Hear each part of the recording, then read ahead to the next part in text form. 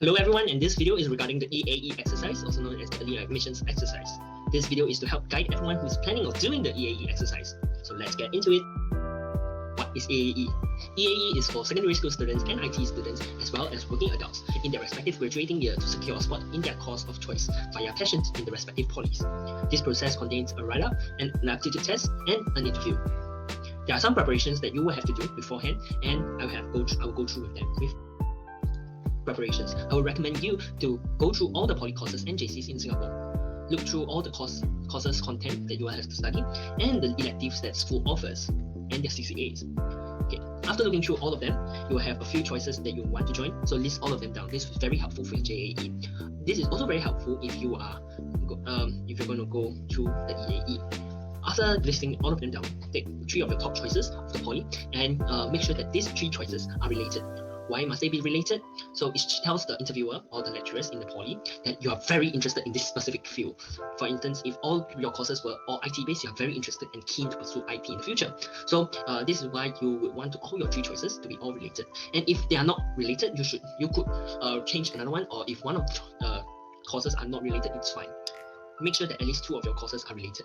For instance, both are media based and one business based, it's also fine.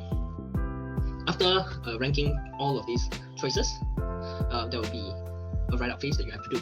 There are a total of 4 write-ups. So there are 3 course-specific write-ups which consist of 600 words each, and a 1 write-up about your talents and achievements. This write-up is a 1,000 character write-up. So here are some guiding questions that I have for your 600 write-up. Why are you interested in the course? Events and achievements that you have done related to the course. Or what will you learn after learning and studying this course? For instance, your ambition.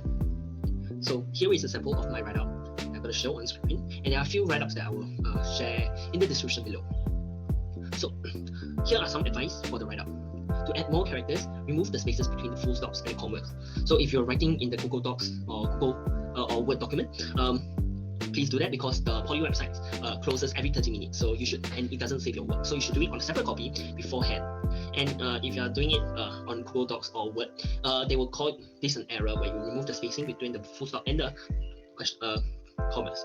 This error, you should ignore these errors, as these errors help you add more characters as spaces are considered a character. So also don't waste your character space introducing yourself. Don't say like, I am so and so and I am from what secondary school. Don't waste your time doing that. And for courses that are similar, for instance, you have both all IT courses, all from NYP, Nanyang, Ngee and SP, for instance. Don't write all of them, copy and paste the same write-up. Try to spice things up, and because all the polys will be working together and discuss whether they will accept you. So show some initiative and spice up your write-ups. And be aware that this 600 character write-up is very important, as it shows your passion and your interest about the course. So now let's talk about the 1,000 character write-up. So here are some guiding questions for the 1,000 character write-ups that I have prepared. So what are your leadership positions? What competitions did you win and participate?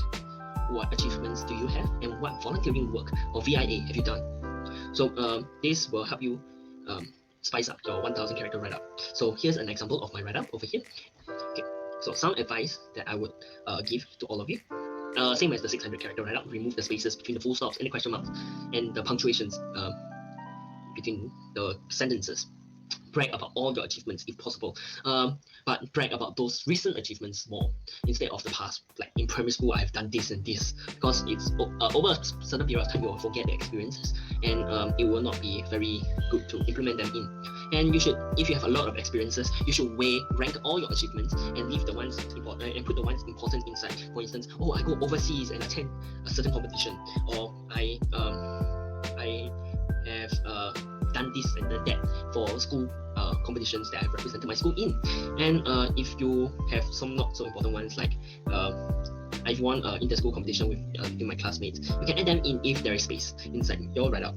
And don't use some cheap words like don't know what word, but they sometimes can be long and waste your character count. And that's it for the phase 1 write-up, and it will happen around late June and early July. So you should start early and get your friends and teachers to look through your write-up, and this can help you remove some errors that you have made in the write-up. So now let's move on to phase 2. Okay, so phase 2 is known as the aptitude test and the interview phase stage, where they will test your knowledge and ability to present yourself in front of the interviewer, which are the lecturers of the course. surprisingly. So some polys have different phases too, and for instance, some will have interviews, some will have require you to film and talk about yourself. And there are some possibilities that there will be aptitude tests that test your problem-solving skills. For instance, my personal experience, the MP's data science test will ask many questions on patterns. And for instance, what is a Boolean? For those who don't know, Boolean is basically true or false, and it's a value for coding. And basically, what's important is the interview. Our year was special and it was online due to COVID. And here are some pointers to look out for. And note that the interviews can be conducted individually or in groups. Most likely they will be in groups because poly is about teamwork and stuff. And that the interviews will test your ability to present yourself. So in groups, you will be able to see who is the introverted kind and all the stuff. So just be confident. Okay, so for those this year, if it's online, you should try the platform. So you should, most polys use Microsoft Teams, while the secondary schools often use Zoom or Google Meet. So you should try use Microsoft Teams beforehand. You should get a bunch of people who are EAE, who are planning to EAEing to practice try the software with you. And or if it's not online, you should travel the poly at least one day before, or at least know how time yourself. So but what's the rationale for doing this? You will know the duration of the trip, and you can mentally prepare yourself. You can plan your time, like what time must I leave school and all the stuff, because these interviews usually are conducted during the weekdays where everyone will have school. So planning yourself, and this will help you prepare yourself, and as it's a psychological trick. So try to be confident.